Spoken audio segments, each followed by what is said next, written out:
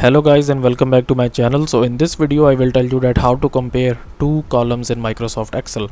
So before starting this video, make sure to like this video and subscribe to my YouTube channel for more tips and tricks like this one. So here you can see that I have these two columns here, and if I basically want to compare them for duplicate values, so what I will do here, that I will select both of these here and make sure that you are into this your home tab here, and from here you need to click on this conditional formatting and then highlight cell rules, and then here you will see this option where it says duplicate values. So what this will do, this will basically search for same values in these two columns here.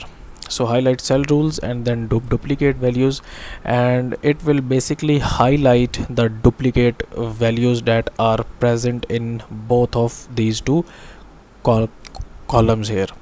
So if you want, you can basically change this styling as well. So for this you can basically go to, if you want yellow, choose yellow. If you want green, choose this one, or you can basically make your custom format as well. Okay, and then you will press on OK. So that's how basically you can compare two columns in Microsoft Excel. So that's it for this video guys. If you find it useful, kindly like this video and subscribe to my channel, and I will meet you in the next video.